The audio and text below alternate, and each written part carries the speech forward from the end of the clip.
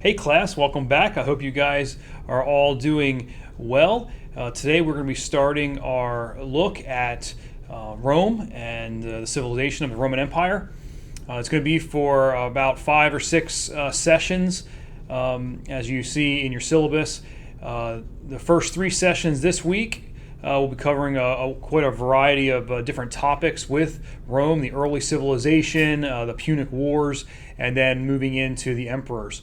But before we get into the lecture today, I just wanted to share with you that I have completed grading all of the papers that you submitted to me, and I'll be getting those back to you this coming week.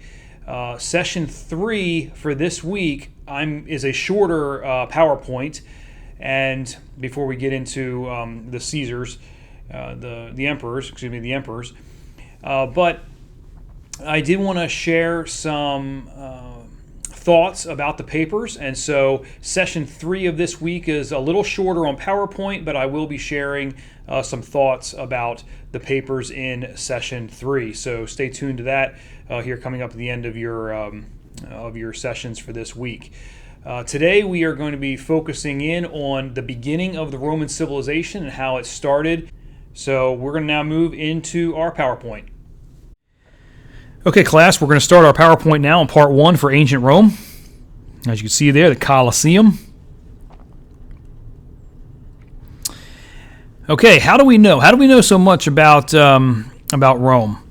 Well, some of the early stuff we have from historical records, but the period of time when the emperors really came into play.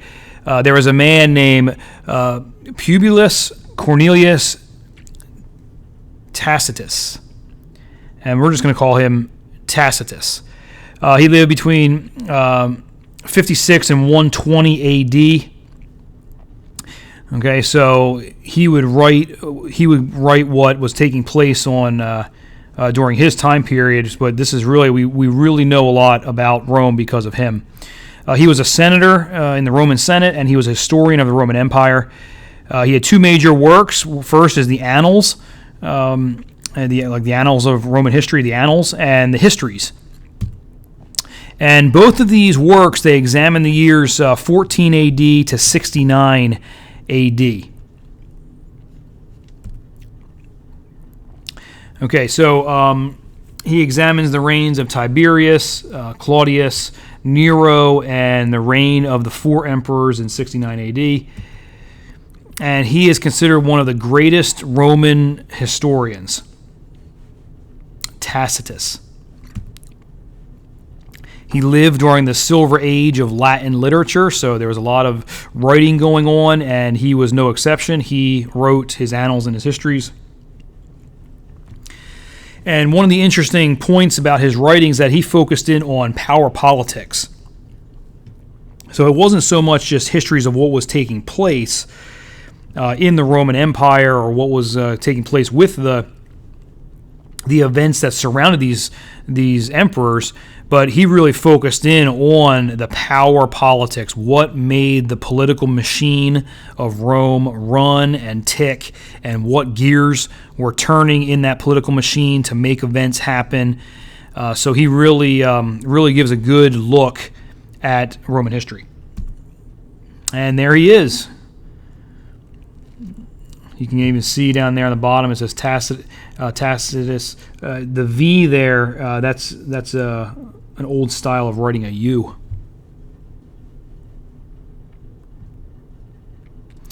Okay, so the beginning of the Roman Empire. This is the legend. There's a legend and there's the facts. Okay, so this is legend. The legend is that states that the Roman civilization began 753 BC, which is the 8th century BC. And it was begun by 2 demigod brothers, Romulus and Remus. You may have heard those names before, Romulus and Remus. A legend has it that because they were part god, they getting with mythology, that they were raised by a she-wolf, and there's actually a statue of them suckling from a mother she-wolf. And it's said that they established the city of Rome, but what happens is an argument develops who would rule Rome. And a fight ensues, and Romulus ends up killing Remus. Of course, it has to end in a murder. So Romulus kills Remus, and then he names the city after himself. So Romulus names the city Rome. And here is two pictures. So right here, this is on a throne dedicated to Mars, the god Mars. And so here is a she-wolf down here, and you see these two babies suckling from the she-wolf. Well, this is Romulus and Remus down here. Okay, so they're the ones that founded Rome, and then Romulus killed Remus and ended up naming Rome after himself. Over here you see him murdering him, killing Remus. He's got this arrow in his hand. So just an artistic representation. But let's look at the actual beginning of Rome. 8th century BC, the settlement of Rome was established around a small city-state ruled by a single king. I'm not sure why that did that on the PowerPoint, but we now have to go back up to 2000 BC. 2000 BC, the first Indo-Europeans crossed the Alps and settled in the Italian peninsula. Remember, Indo-Europeans also traveled over into India, but we're talking 2000 BC. So don't think Indo-Europeans or Europeans in regards to Western Europeans or anything like that. These came from kind of branched out of the cradle of civilization area, and they crossed over the Italian peninsula. They mixed with tribal inhabitants, became mainly farmers. 1800 BC, evidence of bronze. 900 BC, evidence of iron. And as they were farmers, they used these for tools. Okay, so now we're at the 8th century BC, which would be 700s BC. The settlement of Rome was established around a small city-state ruled by a single king. 6th century BC, the aristocrats, which basically that means higher ranks of society, the wealthy, the rulers, called aristocrats, they deposed the Etruscan king and established a republic. Delegates represent groups of constituencies. Okay, so before we get to that map, I just want to share with you that Rome had these kings. Well, there was another people group called the Etruscans who took over the area, and Rome became ruled by Etruscan kings. And these Etruscan kings there'd be several of them. Well, the last one would fall, and that would establish basically the Roman Empire, with the beginnings of Rome. Rephrase that. So you see Rome on the map here. Don't worry about all these names, but you see Rome here. Well, the Etruscans would end up conquering all of this, and there would be Etruscan kings would rule Rome. You see Greeks down here, so Greeks and Carthaginians, which that's going to lead into problems in the Punic Wars over the island of Sicily here. But just for right now, just know that Rome was ruled by Etruscan kings. So Rome is established, the Etruscans. These were a people group that dominated Italy from 8th to 5th century BC. They built cities. They had political and economic alliances with other city-states. Bronze, iron, gold, silver, jewelry, goods that they would trade. They had a naval fleet that would trade around the Mediterranean Sea. They influenced the city of Rome, and so, as I said, several of their kings would rule Rome.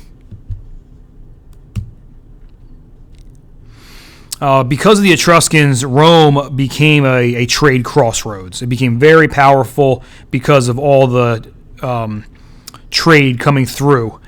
And a lot of this would be naval trade, even though there was some land trade. To the north, you ran into the Alps, and so they wouldn't cross the Alps for trade. But they would become, because of the Navy and the shipping, they would become a crossroads for trade because of the shipping power. In 509 BC, the Etruscan king of Rome was overthrown. and the monarchy was replaced with a republic. So the kings were gone, and now we have a republic. In the center of the city, they built a Roman Forum, which was a civic center with temples. Obviously, they're all their false gods. Temples and public buildings used for government business. They had a republic constitution. And let me just back up in regards to a republic. A republic is a governing body that is ruled by representatives for their constituencies. And in regards to this, it can be different than, let's say, a democracy, like the Greek democracy, where it was one citizen equals one vote. With Rome, it wasn't that yet. With Rome, the power was at the top, and so you had these constituencies, these groups of people that were represented by a representative in the Roman government. But that doesn't mean that every single person was a constituency. So it wasn't really a democracy like that. You had the powerful elite would be a constituency. Groups of powerful elites that made up city-states or made up little areas within the Roman lands, they would be a constituency, and they would be represented, but not necessarily the lower class or the peasants or anything like that. They would not be represented in this republic. So don't think it's a republic, so that means all of a sudden it means a democracy, like one citizen equals one vote. So their republic constitution, they established two consuls. So you got rid of the king, but you had two consuls or tribunes, which one was military and one was civil. And they were elected from the elite class, and they were given executive responsibilities. Okay, so the government structure, you had a republican constitution, which we just said. You had leaders, which were these two tribunes or these consuls. And then the body that ruled was the Roman Senate. Okay, so this is where the elected people would be, the representatives of these constituencies, they would be in the Roman Senate. Roman Senate.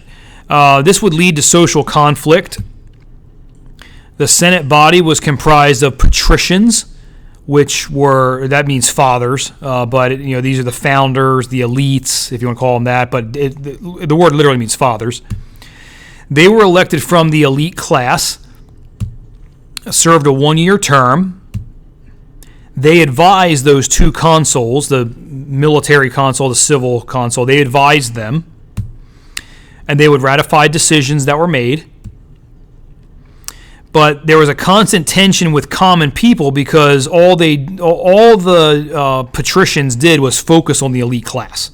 They didn't focus on the little guys. They didn't focus on the poor. They didn't focus on the peasants or the farmers. They focused on the people that put them there, the wealthy, the elites, the elite constituency. That's who they focused on, and they tried to do everything to make them happy. So the next group of people here is the plebeians, the common people, opposite of the elite or the wealthy or the aristocrats. You had the plebeians, obviously opposite of the patricians. The plebeians were the common people, and they threatened to secede from Rome, and there were a lot of them. So what happened was there was a compromise, and they were allowed to elect their own representatives for the Senate. It started with 2 representatives in the Senate, but then it rose to 10 representatives that could actually have the power to veto an unfair ruling. But, it basically still meant that the elites ruled. They did. The elites still held the power. It's just that they had some representatives now from the common people. The Roman Constitution allowed the government to appoint a dictator for 6 months. Let me just put this out here. I don't know why it did that. Okay, so the Roman Constitution eased class tensions for a time. However, the tensions would rise and fall, and when the tensions were high, the Constitution allowed the government to appoint a dictator for 6 months. And that was used to quell the high tensions. It was only used in emergencies or crisis. and then that would actually go out of power. The whole dictatorship around 200 BC, that wasn't even seen anymore being used. So how did Rome become such a vast empire? Roman expansion. Well, war, and we're going to see the Punic Wars definitely brought that about. Outright conquering of neighboring city-states and people groups and even other empires. They would use threats, meaning they would threaten war but offer peace. So we're going to go to war against you, but if you have peace with us, you have to accept these peace terms. And sometimes the people would accept the peace terms. So if an opponent agreed to the peace, then Rome would give them some kind of autonomy, but they were still conquered by Rome and ruled by Rome. They were given incentives, which would be tax exemptions, trade privileges, even citizenship. If you become part of our empire, you can have citizenship in the Roman Empire. Or just incorporation. They would just move through a geographical area and envelope the people into the empire. So these were 4 ways that that the empire became so vast: through war, threats, incentives, and incorporation. And you see some details there of those. So here's a map to show you the expansion. So at the beginning of it, you basically just have this small area here, and they expand down the boot and even into Sicily a little bit. So you have this early time. You can see the color code there. And then they expand here with the other. So they take over Greece, and over here they take over the Iberian Peninsula, which is Spain. They take over this. And then it continues. They take over Gaul, which is France, and further. And so now, as you can see, the yellow is now around the time of Christ, and so they have Palestine over here. They have already conquered this. This is already conquered. They take more. North Africa, they take all of that. They take that through the Punic Wars. And then after AD 14, you see the green. They continue on all the way to 117. So you can just see the expansion all the way up even into Great Britain, the British Isles. You see that up there after AD 14. So they expand. So these colors are not different people groups in regards to like their own nations. These colors are the Roman Empire expanding. So when you see this light green, you're talking this, and watch my arrow, you're talking this entire area is now the Roman Empire. Okay, so they own all of this, and the Mediterranean basin. So they became very powerful, and they expanded quite a bit. Okay, so that's it for this first PowerPoint lecture here for Ancient Rome. I'll see you just in a second. Okay, class, that's good for today. We looked at the beginning of the Roman civilization. We looked at the early structure of government and how things kind of fell into place there. So that's good for today. Next time, we're going to be getting into the Punic Wars, and that is a pretty detailed look at how Rome expanded, how they gained so much territory as we think of the Roman Empire, and that will take us up into the very beginning of the time of Christ, where Rome pretty much has conquered almost all of that area. So we'll be looking at that next time. Other than that, I hope you guys have a great day. We'll see you next time.